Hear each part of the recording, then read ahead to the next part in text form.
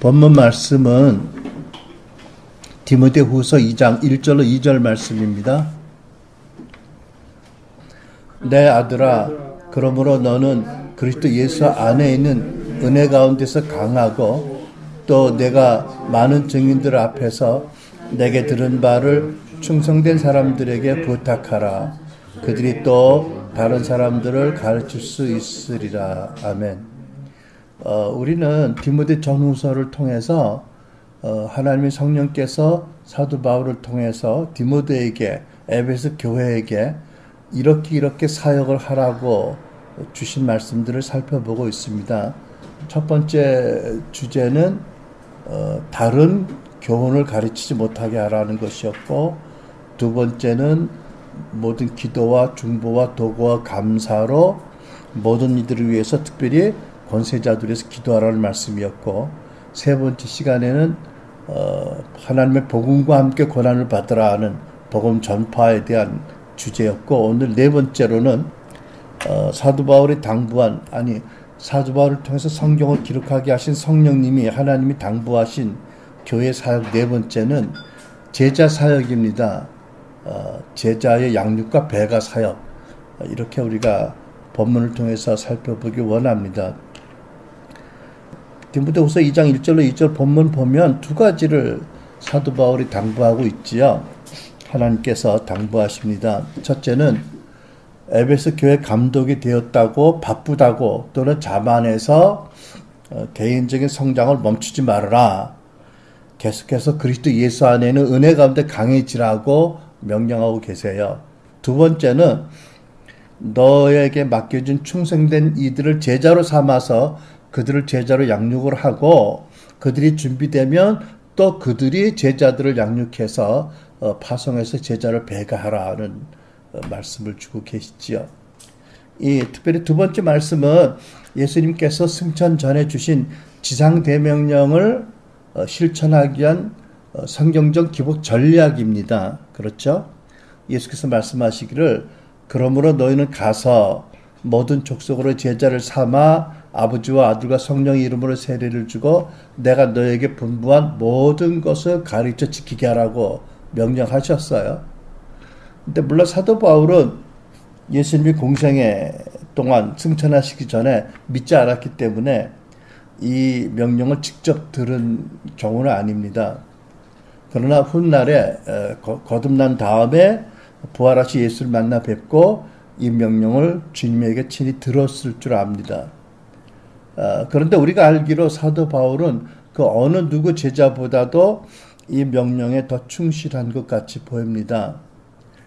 디모데를 내 아들이라고 부를 정도로 훌륭한 제자로 양육했지요. 뿐만 아니라 그 디모데로 하여금 그 에베소 교인 중에서 충성된 사람들을 선택해서 잘 양육을 해서 그들을 너희 제자로 삼고, 예수님의 제자로 삼고, 또 그들을 가르쳐서 그들의 제자를 삼고 또 파송시키라고 양육과 배가의 전략을 명령했습니다. 그 사도 바울의 제자 명단을 한번 살펴봤더니 제일 먼저가 디모데예요. 그죠? 오늘 본문에 나오는. 그리고 디도, 마가, 에바브라, 빌레몬, 두기고 여러 사람이 있는데 대충 따져보니까 한 9명 내지 10명이었어요. 이제 성경에 기록된, 물론 동역자들은 더 많지만 사도 바울의 제자라고 할 수 있는 사람은 10명 정도라고 보여집니다. 근데 아마 디모데에게만 이 말씀을 주신 게 아니라 그 제자들에게도 동일하게 이 전략과 명령을 주셨을 거라고 믿습니다. 근데 여러분, 이 말씀 2장 2절의 말씀, 제자 양육과 제자 배가의 사역은 오늘날 모든 신자에게 주어지신 가장 중요한 명령입니다. 그러니까 이것은 여러분에게 주시고 나에게 주신 그 지상대명령을 실천하는 가장 중요한 전략이고 하나님의 명령입니다. 이제 우리가 이 명령을 우리 이전의 교회들, 또 20대 교회들을 보면 교회라는 몸 안에서 각자가 받은 은사들을 활용해서 하나의 교회가 팀이 되어서, 그리고 신자 개인은 그 팀의 일원으로 이 전략을 수행하려고 노력한 교회들이 있는 줄 압니다.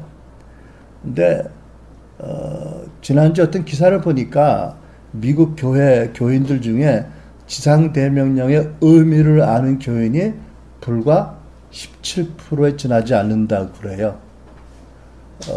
지상대명령의 뜻을 모르는 신자들이 50%가 넘는다는 거예요. 이건 굉장히 의외의 숫자인데요. 아마 어떨까? 열심히 특심한 한국교회는 좀 다르지 않을까 싶은데 잘 모르겠네요. 그러니까 이제 좀 전에도 얘기했지만 이 사명을 이제까지는 주로 내가 알기로 이렇게 보통 교회들이 했어요. 일반 성도들은 주변에 있는 불신자들에게 친절과 사랑을 베풀고 그들에게 교회를 가도록 권면해서 교회를 인도해요. 그러면 교회에 오면 이제 구역의 리더들은 그들을 환영하고 친절을 베풀고 영적 가족으로 맞아들이고 교회의 목회자들이 성경 공부에 그들을 초청해서 성경 가르치면서 복음 전하고 예수 영접하게 하는 이렇게 팀 플레이로 이렇게 은사에 따라서 협력해서 하는 일들이 일반적인 모습이라고 생각합니다. 상당히 훌륭한 방법이고 시도라고 생각해요. 근데 이제 이 가정교회 사역에 오랫동안 헌신한 어떤 목사님 말씀을 들어보니까 뭐 이렇게 함으로써 교회가 숫자적으로 빨리 성장한다고 기대하지 말아라 그렇게 얘기를 하더라고요. 그리고 당신의 교회를 예를 들어서 한 7년을 노력을 하면 그때부터 이제 그 탄력을 받아서 이렇게 열매를 맺어간다라고 얘기를 하더라고요. 근데 여러분 알다시피 우리 순환을 교회에서는 이렇게 하지 않았었어요. 그죠? 우리는 가정교회라는 틀이, 프레임이 다르기도 하지만 여러분 대부분이 불신자를 찾아가서 저들에게 사랑과 친절을 베풀고 저들에게 직접 복음을 전하고 또 성령 세례 받도록 기도할 수 있고 또 거듭난 사람들에게 하나님 음성 듣는 법, 하나님 나라, 또 속 사람의 변화와 성화 이런 것들을 가르칠 수 있고 변화시킬 수 있는 경험과 능력과 툴이 여러분들이 있으니까 우리는 말하자면 팀 플레이라기보다는 개인 플레이로 이 사명을 감당하도록 이제까지 추구해 왔던 거죠. 근데 어찌됐든지 간에 너무나 중요한 명령이기 때문에 이것은 반드시 우리가 실천해야 될 거고요. 또 이 명령을 실천한 여부에 따라서 진정한 교회 성장이 이루어지고 진정한 하나님 나라가 확장된다고 믿습니다. 아까 그 목사님이 어떤 의도로 이렇게 해서 숫자적으로 빨리는 성장하지 않는다라고 얘기하셨는지 모르겠는데 내 짐작 같아서는 한국 교회의 교회 성장은 대부분 이렇게 새로운 주거지역 아파트가 생기고 사람들이 모이고 또 말씀 은혜가 있다 그러면 모이는 게 보통 일반적인 그 이동 성장이 대표적인 경우라서 아마 그렇게 얘기한 것이 아닌가 싶은데 어쨌든 이 지상대명령에 교회가 성도들이 헌신해야 진정한 교회 성장이 이루어지고 진정한 하나님 나라가 확장이 되는 거고요. 가장 중요한 것은 이 제자 사역에 헌신해야 성도 여러분들이 개인적으로 영적으로 성장하고 성숙하게 된다는 거예요. 그냥 전체 회중 가운데 한 사람으로 아무리 은혜로운 말씀이라도 듣기만 하면 어느 정도 시간이 지나면 이제 정체 어떤 그런 더 성장이 안 될 수 있는 그런 단계가 오지 않겠어요, 그죠? 자, 그래서 오늘은 우리가 이 디모데후서 2장 2절 말씀을 중심으로 해서 제자 양육을, 제자 배가를 어떻게 해야 할 것인가를 함께 살펴보려고 합니다. 첫째로 우리가 명심할 것은 먼저 제자 양육과 제자 배가 사역하기 전에 리더가 개인적으로 계속해서 예수 그리스도 안에는 은혜로 강건해졌다는 것을 말씀합니다. 1절 말씀이 그거죠. 디모데에게 먼저 네 자신이 그리스도 예수 안에는 은혜 속에서 강하라고 격려했어요. 그러니까 이 제자 양육 사역을 하고 배가 사역을 할 때 많은 사역의 무거움이 눌리지 않도록 개인적인 성장을 최우선적으로 해라 하는 말씀이고요. 또 복음과 하나님 나라를 실제적으로 확장하며 섬김에 따를 때 영적 전쟁, 원수의 공격이나 또는 사역으로 인한 불편함, 어려움, 위협 때문에 멈춰서지 않으려면 여러 리더들이 먼저 은혜 속에 강해야 된다라는 뜻으로 말씀한 줄 압니다. 얼마 전에 제가 밴쿠버 구성교회 할 때 우리 교인이었던 성도였던 권사님, 연세 많으신 권사님 찾아간 얘기 했잖아요. 양로원으로. 근데 그분이 그때 이렇게 말씀했다고 전했죠. 양로원에 들어와서 몇 년 동안에 성경을 50번 통독을 했대요. 그러더니 한 말씀이 성경을 50번 통독하니까 마음에 확신이 들고 담대해지더라 이러세요. 그러니까 그리스도 예수 안의 은혜로 이분이 강해진 거예요. 그러니까 연세 많아서 양로원에 들어가도 할 일이 있구나. 큰 은혜 받을 길이 있구나.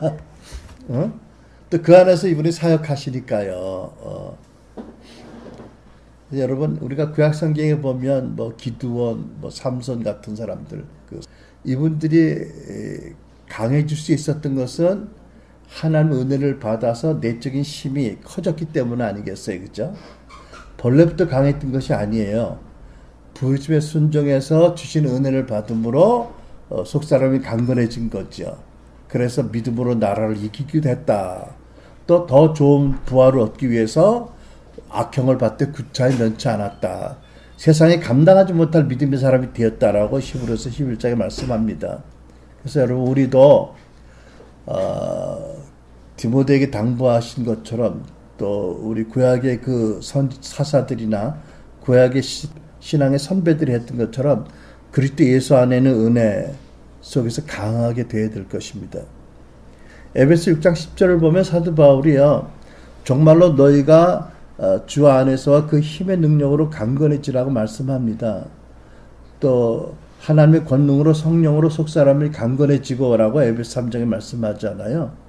그러니까 우리가 그리스도 예수 안에 있는 은혜로 강해야 됩니다. 이게 무슨 얘기냐면 어떤 사람들은요. 요즘 다양한 은혜를 받는 사람들이 많은 것 같아요. 어떤 사람들은 아무 때나 아멘 하고 은혜 받았다는 사람이 있는데 무슨 은혜 받았냐는 잘 모르겠어요. 그리스도 예수 안에는 은혜 속에서 강해져야 되는 거예요. 그렇죠? 뭐 설교자가 농담할 때도 아멘하고 그것도 은혜가 된다면 은혜가 참 다양하기도 해도 그거는 그리스도 예수 안에는 은혜인지 아닌지 모르겠어요. 여러분 특별히 그리스도 예수 안에는 은혜라고 말할 때 제 마음에 어떤 것이 와닿냐면 히브리서에 보면 하나님께서 마지막 때 그 아들 예수 그리스도로 말미암아 당신을 완전하게 계시하셨다는 말씀이 있어요. 예수께서 제자에게 빌립에게 말씀하셨죠. 너희들이 나와 함께 이렇게 오래 있었는데 어찌하여 아버지를 또 보이라고 하느냐? 나를 본 자는 아버지를 보았거늘 이런 말씀하세요. 여러분 예수 그리스도는 하나님이 어떤 분인지를 완전하게 100% 1000% 온전하게 동일하게 계시하신 분이세요. 하나님이 예수를 보면 하나님이 이런 분인지 아는 거예요. 그죠? 그러니까 무슨 얘기가 되냐 하면 하나님이 예수 그리스도로 말미암아 당신을 완전하게 계시하셨다. 그 하나님이 원래 그런 분이다. 하나님의 일부가 아니고 하나님은 원래가 그 성품이 권능이 영광이 예수 그리스도로 나타난 것과 동일하신 분이다 라는 거잖아요.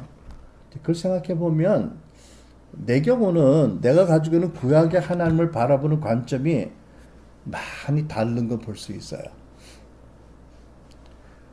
어떻게 이것을 라인업 시키고 어떻게 이것을 정리하느냐가 숙제예요.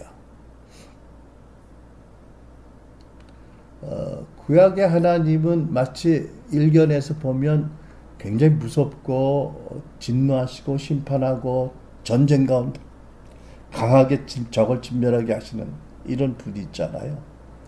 근데 예수 그리스도는 십자가에서 당신을 온전히 내어놓기까지 죄인들을 품고 용서하시고 사랑하신 분이에요. 근데 예수 그리스도로 나타난 십자가로 나타난 그 예수 그리스도가 하나님의 본질이고 완전한 하나님이다. 여러분 그리스도 예수 안에 은혜 속에 강해지기 위해서는 이 질문에 대답을 하시면서 여러분들이 답변을 찾으셔야 돼요. 정말 하나님이 예수 그리스도를 말미암아 완전하게 보신 그분 안에 은혜로 강해지기를 축복합니다. 아멘. 그래서 첫째는 여러분과 내가 먼저 어떤 사역하기 이전에 그리스도 예수 안에는 은혜로 강해져야 된다. 그렇죠? 두 번째는 우리는 우리 주변에 하나님이 붙여주신 주변 사람들이 인정을 받을 수 있는 사람 중에서 제자를 삼아야 된다는 것입니다. 그 사도 바울이 많은 증인 앞에서 하라고 하셨잖아요. 무슨 뜻이냐면 많은 사람들에게 인정받는 사람 중에 제자를 불러라 이런 뜻이거든요. 왜냐하면 그래야 그분이 전하는 나중에 복음의 걸림이 안 될 거고요. 또 그래야 나중에 사역 때문에 혹 사역이 커진다고 교만해져서 올무에 빠지지 않을 거고요. 그러니까 디모데가 그런 사람이 있잖아요. 많은 사람이 디모데를 알고 추천했어요. 그래서 사도 바울이 그를 제자로 불렀잖아요. 그래서 예외적인 경우가 없을 수 없겠지만 예외적인 경우를 제외하고는 일반적으로는 주변 사람들에게 인정을 받는 사람 중에서 제자를 불러라 이런 원칙이 있습니다. 세 번째, 우리가 제자 사역을 할 때 제자란 누구며 제자의 정체성과 제자를 세우고 양육하고 배교하는 그 목적이 무엇인지가 확실하게 확립이 돼야 됩니다. 그러니까 다시 말하면 첫 번째 뭐냐 하면 제자 사역을 할 때 이 사람들이 내 제자가 될 것이다라는 것이 아니고 나의 섬김과 사역을 통해서 이 사람들을 예수님의 충성된 제자로 세우겠다는 목적이 확실해야 되는 거예요. 그렇죠? 내 제자를 만들기 위해서 제자 삼는 게 아니에요. 나중에 또 다른 각도로 설명하겠지만 예수님께서 지상된 명령에 뭐라고 하셨죠? 내가 너희에게 분부한 내가 12사도와 500 형제 또는 너희들에게 분부한 모든 것을 가르쳐 지키게 하라고 명령하셔서 내 분부를 내가 가르친 것을 가르쳐 지키는 내 제자로 만들라는 거지요. 베드로 너는 네 제자 만들고 야고보 너는 네 제자 만들고 요한 너는 내 제자 만들라는 게 아니잖아요. 그렇죠? 마치 예수님께서 내가 내 교회를 세운다는 말씀하고 같은 맥락이에요. 베드로야 네가 내 교회를 세울 거가 아니라 내가 이 반 속에 내 교회를 내가 세운다고 하셨잖아요. 같은 맥락이에요. 그죠? 그러니까 부활하신 주님이 당신의 교회를 세우세요. 그렇게 하기 위해서 베드로나 야고보 요한에게 너희들이 내 제자를 만들라고 주신 명령이거든요. 이걸 우리가 명확하게 알아야 되겠다는 거죠. 어떻게 보면 예수님의 제자를 삼기 위해서 우리가 우리 주변에 붙여준 영적인 후배들, 영적인 자녀들을 제자 삼을 때 한동안은 내 제자일 수 있어요. 그죠? 하지만 그것이 수단이고 방편이지 궁극적으로 내 제자가 되는 건 아니죠. 그렇죠? 이건 명확히 알고 시작을 해야 될 것 같아요. 그렇게 세 번째로 말하면 교회가 여러분과 내가 제자 양육하고 제자 배가 사역을 하는 그 근본적인 목적이 무엇인가가 명확해야 됩니다. 그것은 뭐냐면 나나 나의 제자들이나 그 외의 또 제자들이 사역하는 목적이 무엇이냐? 예수님이 이 땅에 오신 목적과 일치해야 된다는 거지요. 여러분 예수님이 성육신 하셔서 말씀이 육신이 되어 이 세상에 오신 목적이 뭐지요? 이 세상에서 활동하는 사단의 권세를 멸하고 이 세상에 하나님 나라를 세우는 것이다. 이것이 모두의 목적이 되어야 되는 거예요. 그렇죠? 자기 왕국 세우는 게 아니고 내가 속한 교회를 세우는 게 아니라 하나님 나라를 세우는 것이다. 예수님이 오신 목적 그대로 일치된 목적으로 하나님 나라를 섬길 제자를 만들어야 된다는 거죠. 그러니까 예수님이 이 땅에 오신 목적, 성육신 하시고 공생애를 사시고 또 가르치시고 죽으시고 부활하고 승천하셔서 성령님을 보내신 모든 근본 목적은 이 땅에서 하나님 나라를 세우는 것이다.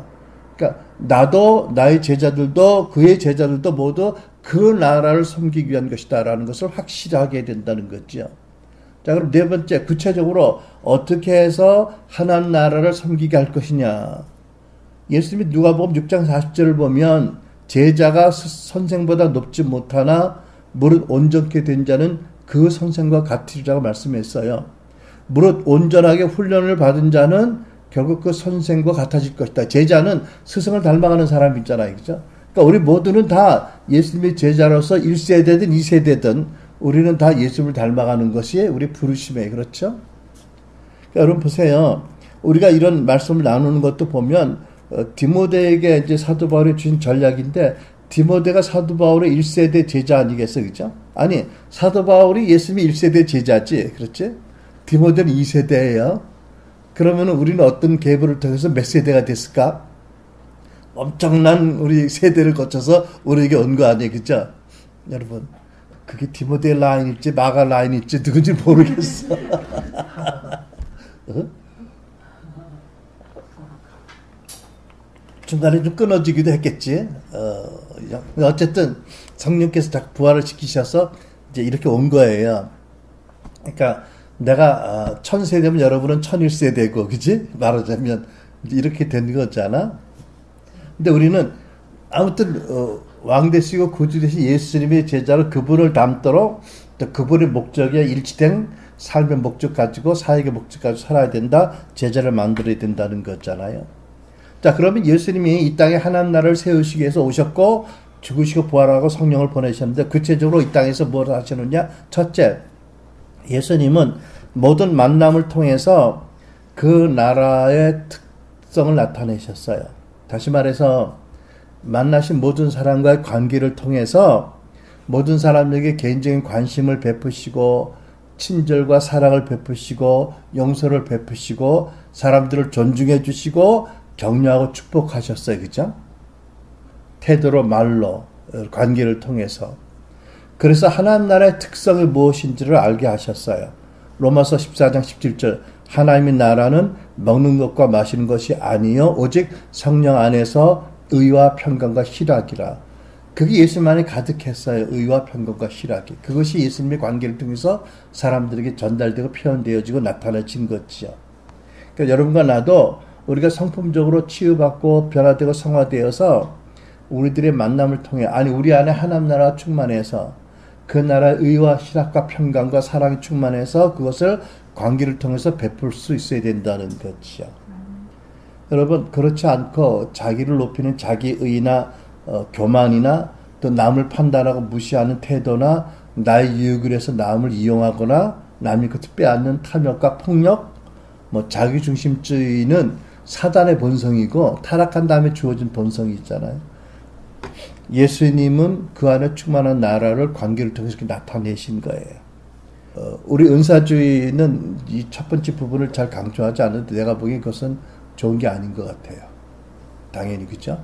그러니까 우리 삶의 태도에 있어서 늘 예수가 나라시면 어떻게 할 것인가 라는 질문을 하면서 우리 안에 있는 말씀과 성령 안에서 예수님이 하셨던 것처럼 그렇게 남을 무너뜨리는 게 아니라 세워주고 축복하는 관계를 통해서 그 나라를 나타내야 될 것입니다. 두 번째, 예수님께서는 당신 안에 충만한 그 나라를 복음으로 전하셨어요. 그죠?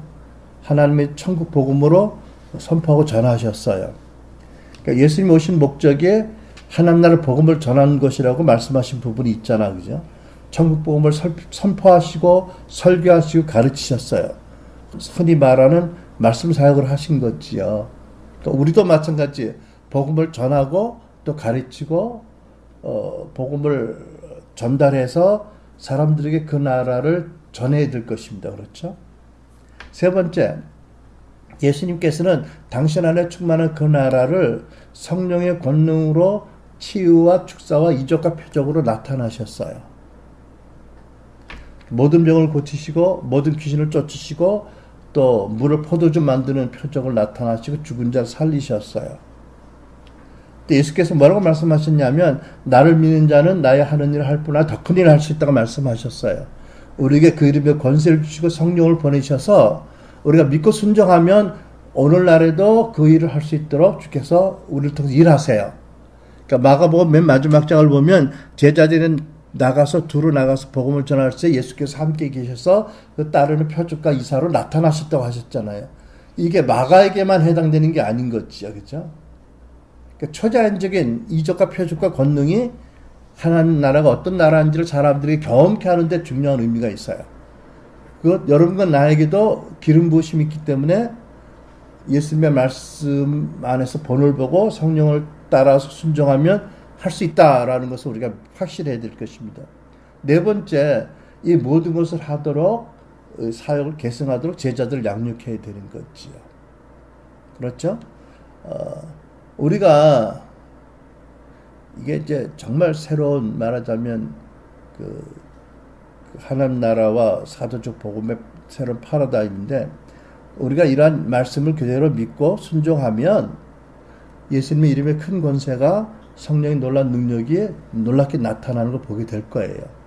그러니까 천국 비유처럼 겨자씨 비유처럼 아주 처음에는 우리 자신이나 사역이 적고 아주 대수롭지 않겠지만 그것이 자라나면 크게 자라고 많은 새들이 둥지를 트고 많은 사람이 와서 쉬어갈 수 있는 그런 나라가 되는 거지요.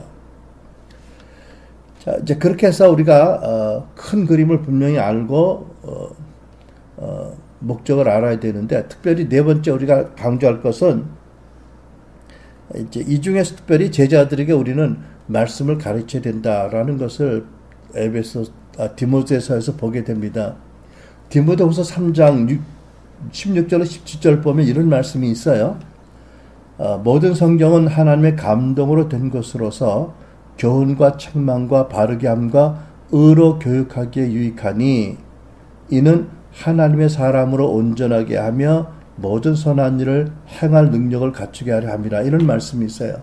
말씀이 성경이 하나님의 말씀이 하나님의 사람으로 온전하게 한다고 말씀하세요.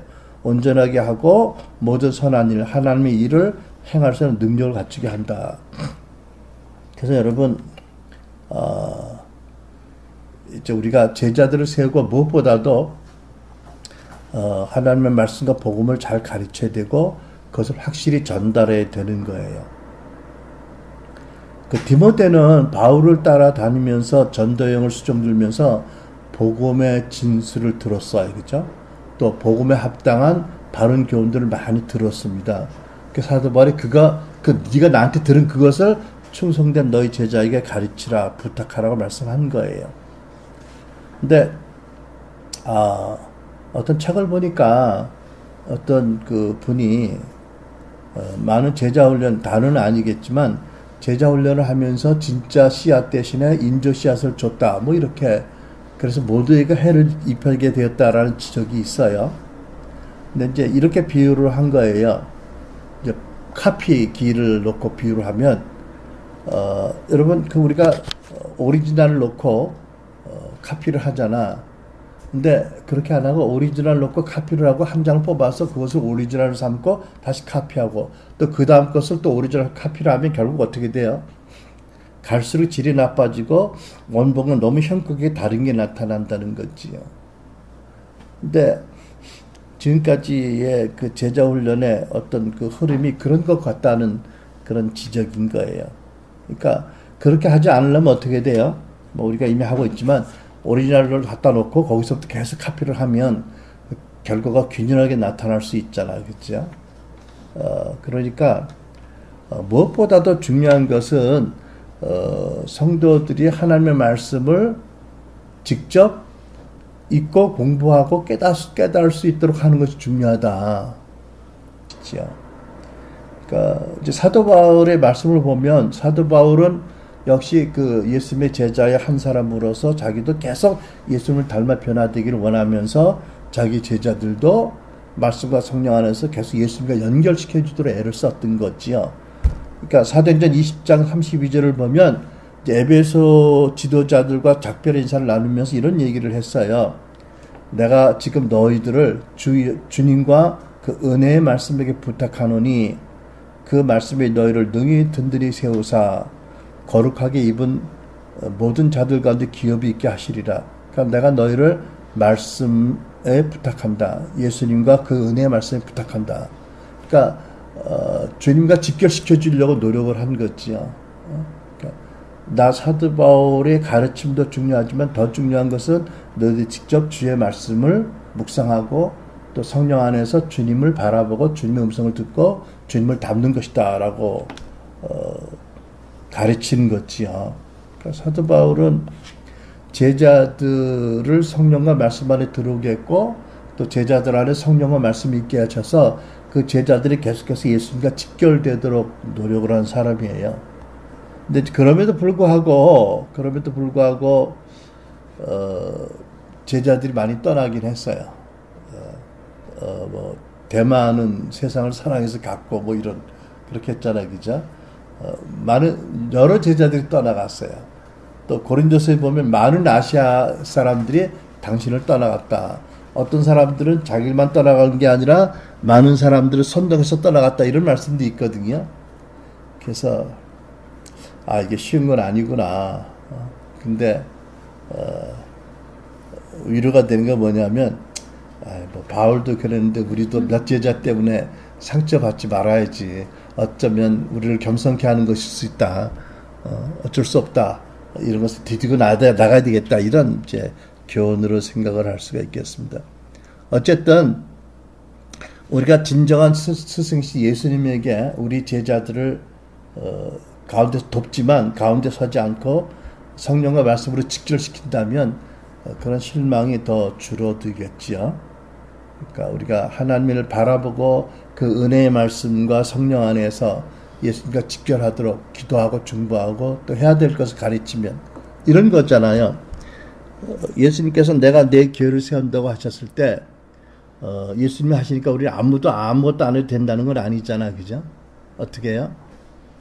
예수님이 우리에게 머리시고 예수님이 우리의 구주고 왕이신 것을 믿고 지금도 우리 가운데 살아 역사하는 것을 믿고 우리가 해야 될 일을 꾸준히 하면서 예배하고 기도하고 또 주의 음성을 듣고 순종하기를 노력하면 하라고 하시는 것들이 있을 거 아니에요, 그죠?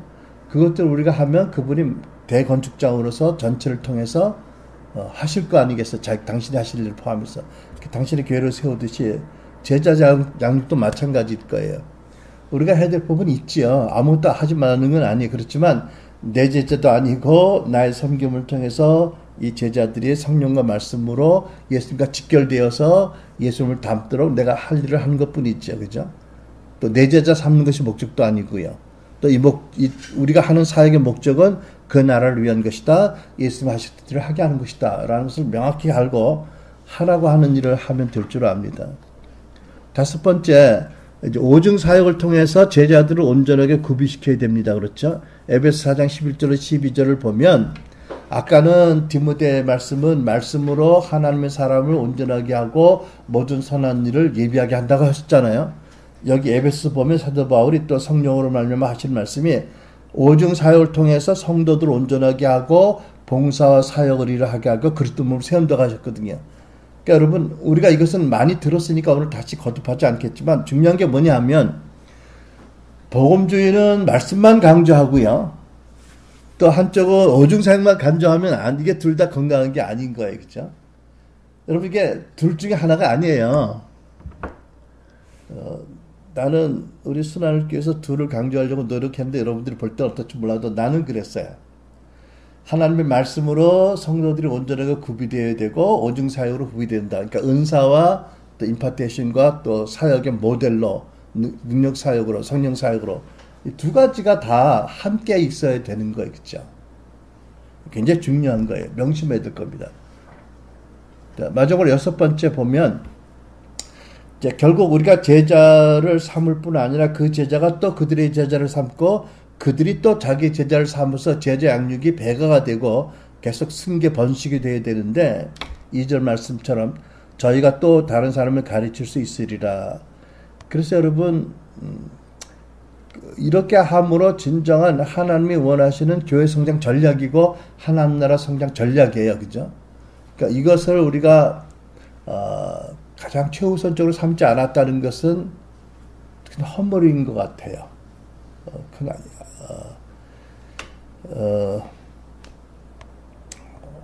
우리가 그동안에 우리 교회 몇 년 됐지? 지금까지? 아무튼 세월이 좀 됐어요. 그죠? 근데 이제 오늘 이렇게 모여보면 우리가 알듯이 하나님 은혜로 선교사님들 이렇게 또 파송했었고, 그동안. 또 창원의 가정교회가 독립적으로 예배를 드리고 있고, 공동체가 형성이 되고 있고, 또 충성스러운 여러분들이 몇 가정이 남았는데, 이제 우리가 아마 오늘 기도하고 결정하면 이제 보다 더 구체적으로 가정교회 모습을 갖춰가려고 그래. 한 부분 더, 한 걸음 더 나가서. 근데,